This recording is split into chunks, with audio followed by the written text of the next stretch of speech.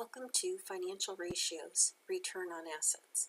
By the end of this ACLET, you should be able to use applicable financial statement data to calculate return on assets. Here are the comparative income statements and balance sheets for Harrington, Inc. We'll focus on the return on assets for 2016 and 2017. We'll work through the 2017 calculations in detail, but provide just the check figure for 2016. So you can work 2016 to test your understanding. The return on assets measures profitability, how earnings compare to the costs incurred to do the earning. More specifically, the return on assets indicates how profitable a company's total assets are. The formula for return on assets is net income plus interest expense divided by average total assets.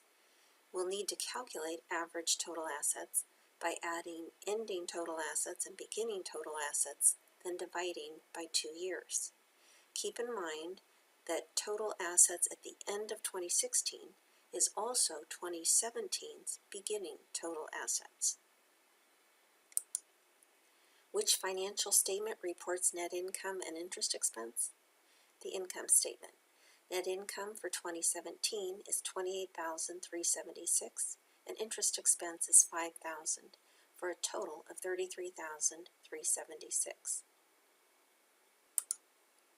We look at the balance sheet to find 2017's ending and beginning total assets. $324,440 ending plus $232,200 beginning, then divide by 2 years to get average assets of $278,320. When we divide $33,376 by $278,320, we get 0.1199195. We've recorded more decimal places than we need, but we may need more decimal places than you think.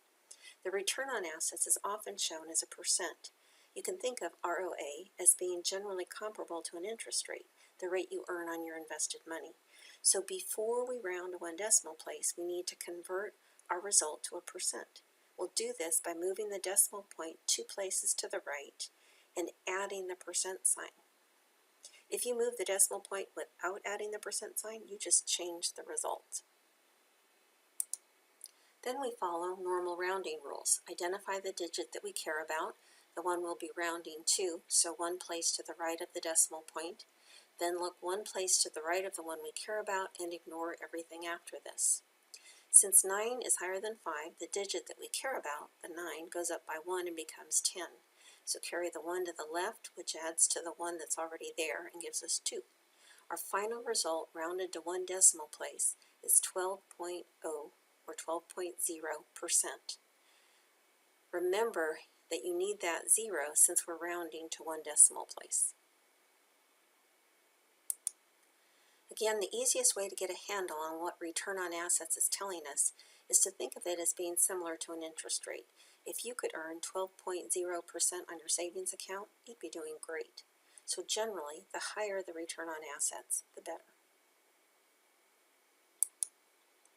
When you calculate Harrington's return on assets for 2016, you should get 11.9%. Did the profitability of Harrington's assets improve or deteriorate from 2016 to 2017? This concludes the ACLET, Financial Ratios, Return on Assets.